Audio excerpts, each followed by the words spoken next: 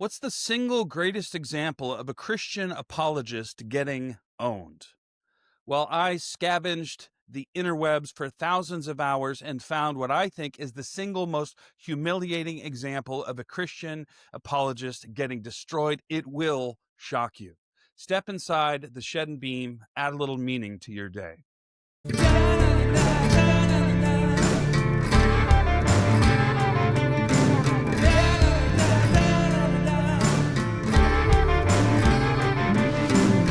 Greetings, friends. Welcome back to the Shed and Beam. I'm your host, Thaddeus Williams. If you're at all like me, you've seen your newsfeed blow up with gotcha videos.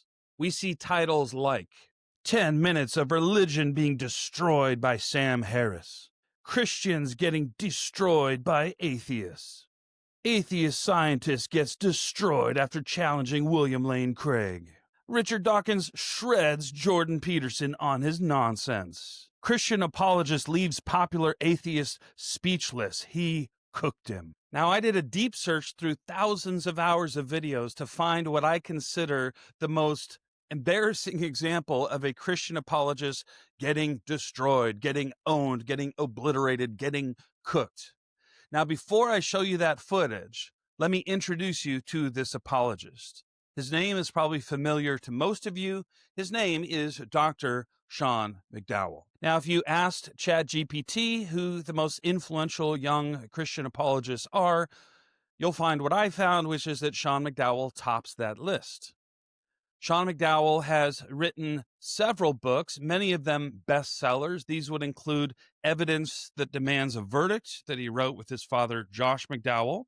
More Than a Carpenter, A Rebel's Manifesto, his PhD dissertation, The Fate of the Apostles, Chasing Love, and a long, long list of others. Sean McDowell's YouTube page, which I encourage you to check out, currently has 355,000 subscribers. Now, full disclosure, I count Sean McDowell, Dr. McDowell, to be a dear friend of mine. Fun fact, he and I went to Biola University together way back in the day. My freshman year, we lived on the same hall, Horton Hall. He and I got hired at Biola University at the same time. We went through the same Masters of Philosophy of Religion and Ethics program together. He lives about 10 minutes away, and our office doors at Talbot School of Theology are about 10 yards apart. So it brings me no joy to share what you're about to see. Go up lefty. I don't want you to get hurt. Okay. And you can just... Not breaking Okay. the camera here. Oh! Yes! In your face, McDowell! Yes!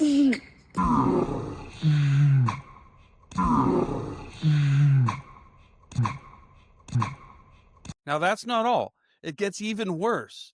In this next clip I'm going to show you, Dr. McDowell gets schooled, gets cooked by a 9-year-old, friends, a 9-year-old. Here's the clip. Participate, okay?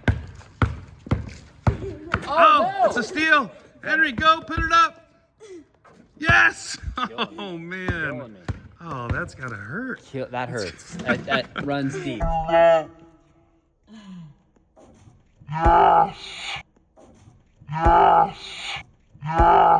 So there you have it, friends. There's the footage. There's the damning footage. There's the evidence. I believe it's evidence that demands a verdict.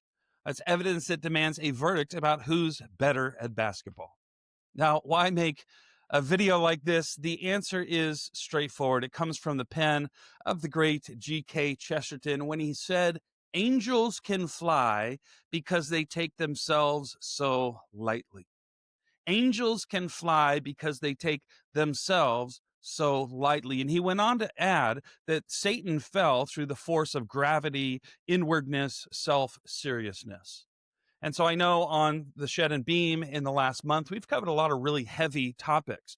And it's good every now and then just to remind ourselves to not take ourselves so seriously. That's one of the reasons I love working with Dr. McDowell and all of my colleagues at Biola University, at Talbot School of Theology, is having been there for over 10 years, I find it to be a place where we can take each other lightly, precisely because we take Jesus so seriously. And I think we need a whole lot more of that in the online apologetics community, in the online theology community, the online debating God community.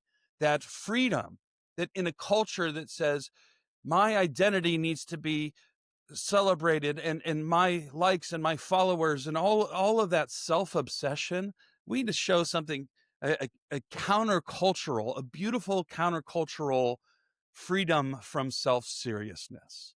Now, in the spirit of fairness, I did clear this with Dr. McDowell first. I do have his approval to post this damning footage, but part of the deal was that I have to also show the following clip. Now, I can neither confirm nor deny whether this clip is authentic with all the AI out there these days, but I did tell him I would share this clip. Take a look. Just go up right, and then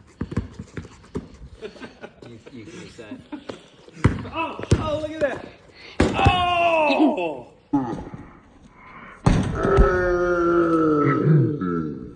Thanks for joining me in the Shed and Beam, and I'll see you next time.